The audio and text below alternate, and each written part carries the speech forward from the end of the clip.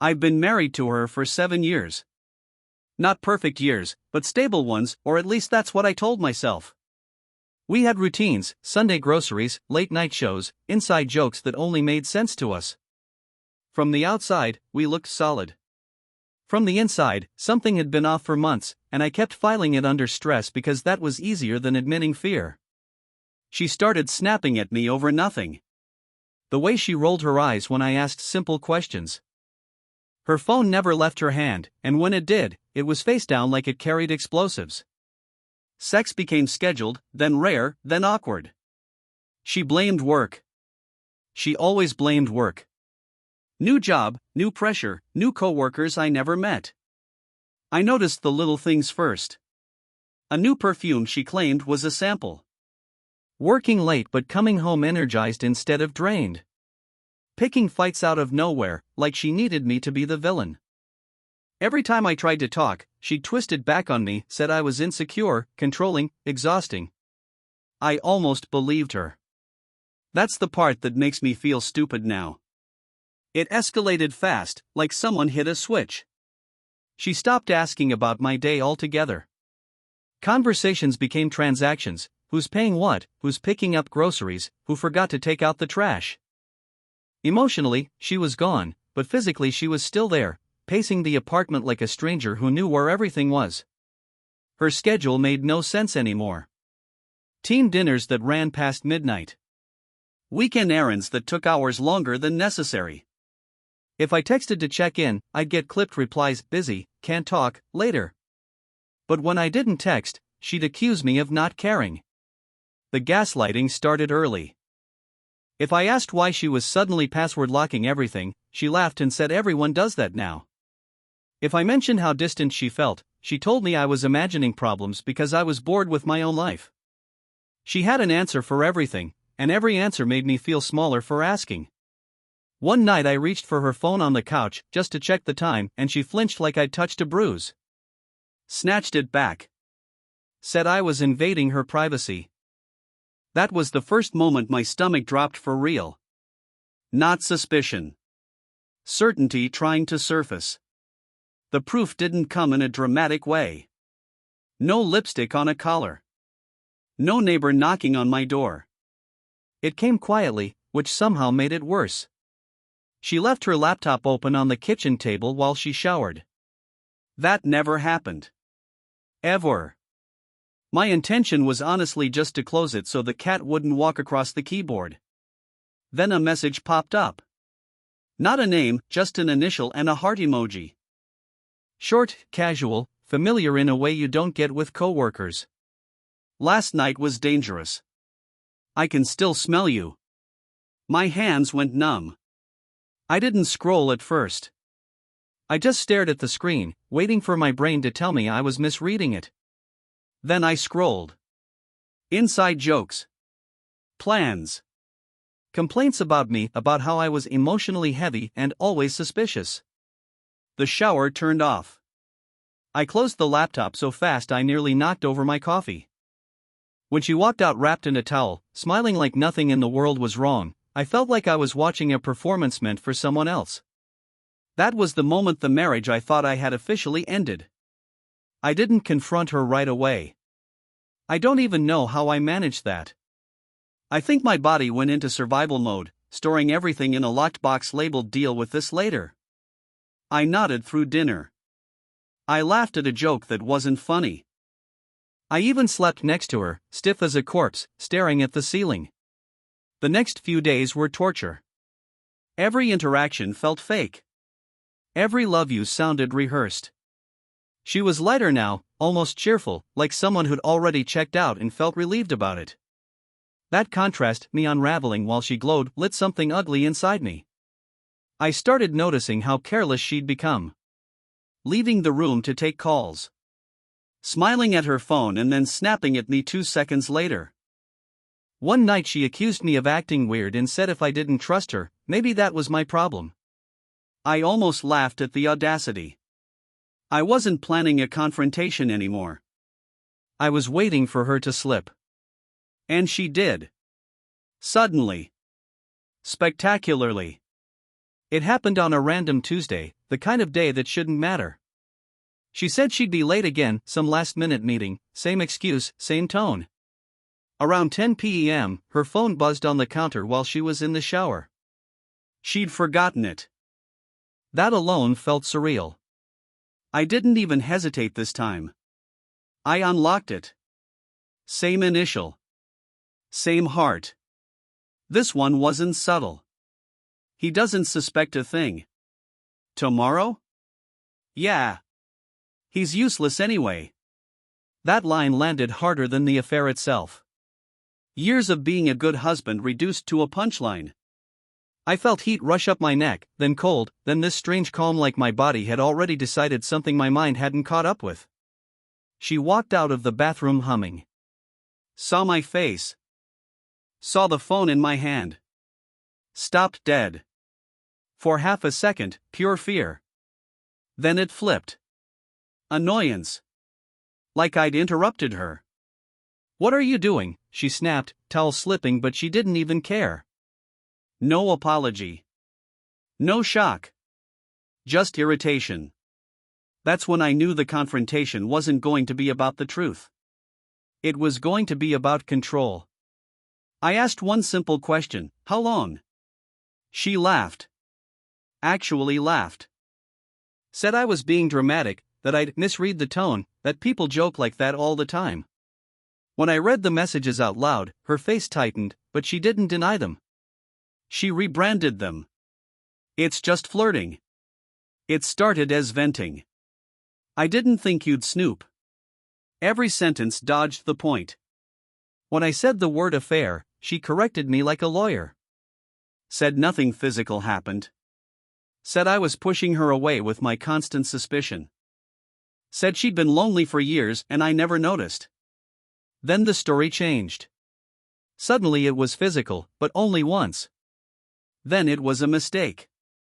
Then it was complicated. Each version arrived fully formed, like she'd rehearsed them depending on which angle worked best. I kept waiting for remorse to show up. It never did. What showed up instead was irritation that I'd forced her to deal with consequences she clearly wasn't done avoiding. Somewhere in the middle of the argument, the focus stopped being what she did and became who I was. She said I was emotionally unavailable. That I didn't listen. That I made her feel trapped. She listed my flaws like she'd been collecting them for months. When I pushed back, she raised her voice and said I was proving her point. If I stayed calm, she accused me of not caring. Every reaction I had became evidence against me. It was impressive in a twisted way. She said if I'd been a better husband, she wouldn't have needed attention elsewhere. That the affair wasn't the problem, it was a symptom. That hurt more than the messages. It turned my pain into an inconvenience. At one point she said, "I didn't think you'd ever actually find out," and then froze, realizing what she'd admitted. She tried to backpedal, but it was too late. The truth had slipped through the cracks of her own defense. I felt something shift then.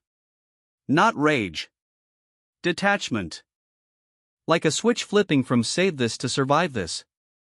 After the shouting burned itself out, everything went quiet in a way that felt dangerous. She went to bed like it was just another argument. I sat on the couch and stared at the wall until the sun came up. My body shook in waves: anger, nausea, grief, then nothing at all. I replayed our entire marriage and fast forward, looking for the exact moment I stopped being enough. Every memory felt contaminated. Trips. Photos. Promises. I couldn't tell what was real and what was performance anymore. The worst part wasn't imagining her with him. It was realizing how easily she'd lie to my face. How naturally betrayal fit into her daily routine. That kind of deception doesn't happen by accident. It takes practice. By morning, the shock wore off and something heavier replaced it. Loss. Not just of her, but of the version of myself who believed loyalty was mutual by default. That guy didn't exist anymore. The days after felt unreal, like I was moving through someone else's life. She acted almost normal, asked what I wanted for dinner, complained about traffic, rolled her eyes when I didn't answer. There was no visible guilt, just impatience that I hadn't moved on fast enough. I couldn't eat. Sleep came in short, ugly bursts. Every sound from her phone made my chest tighten. I started doubting my own reactions, wondering if I was overreacting, which scared me more than the anger ever did. That's what sustained lying does, it erodes your sense of reality.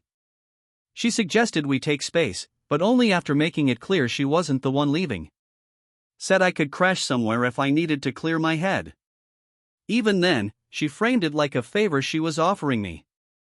That's when it hit me, she wasn't afraid of losing me. She was annoyed that I was still here, still hurting, still forcing her to confront what she'd done. I stopped asking questions because I realized the answers wouldn't help me heal, they'd just help her keep rewriting the story.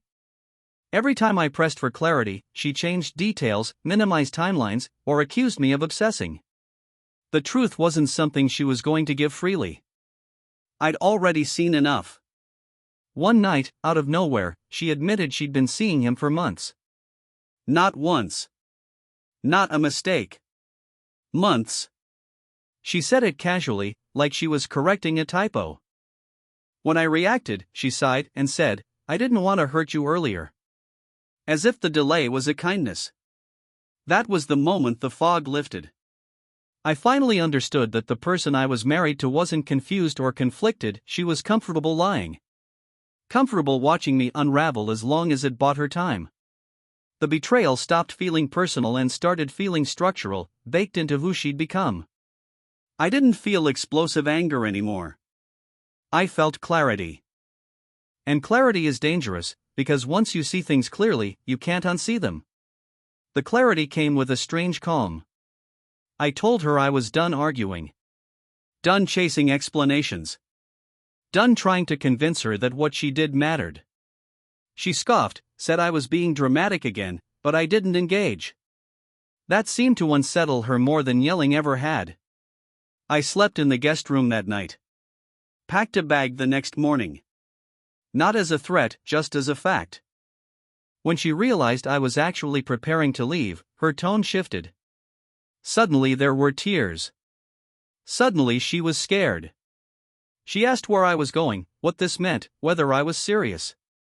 I told her I needed space to think without being lied to. She said I was abandoning her when she was vulnerable. I didn't respond. For the first time since this started, I chose silence over defense. It felt unnatural, but it also felt right.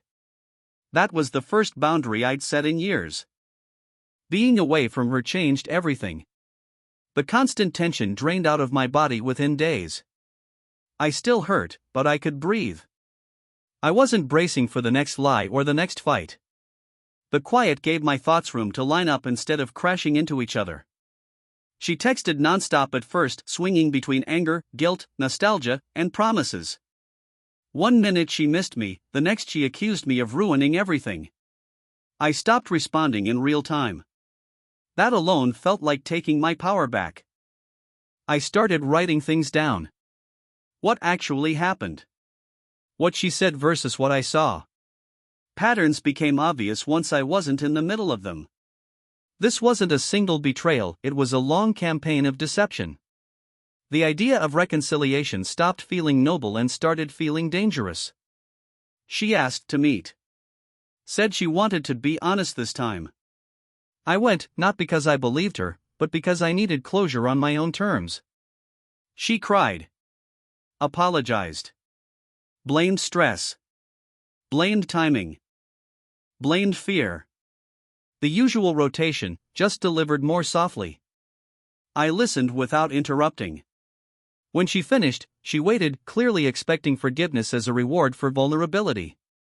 I told her I believe she was sorry she got caught, not sorry she did it. Her face hardened instantly. I said I was done. No counseling. No trial period. No rebuilding. I didn't trust her, and without trust, everything else was just noise. She accused me of giving up too easily. I told her I'd been holding on alone for a long time. I walked away without looking back. The separation hurt in waves. Some days I felt free. Other days I felt hollow. I missed the life I thought I had, not the person who destroyed it. That distinction took time to understand. I rebuilt slowly. New routines. New spaces. People who didn't make me question my sanity. The anger faded first. The sadness lingered longer. But even that changed shape, it became something quieter, more manageable. She tried to reach out months later. Said she hoped I was doing well. I didn't reply. Not out of spite, but because I finally understood that peace doesn't require a final conversation. Closure isn't something someone gives you. I learned that betrayal rarely starts with sex, it starts with entitlement. With small lies justified as harmless. With someone deciding their comfort matters more than your reality. I learned that love without respect will always turn into control. If you're reading this and something feels off in your relationship, don't ignore it just to keep the peace. Pay attention to patterns, not promises. And don't let anyone convince you that your pain is an inconvenience. Walking away didn't make me weak. Staying too long did.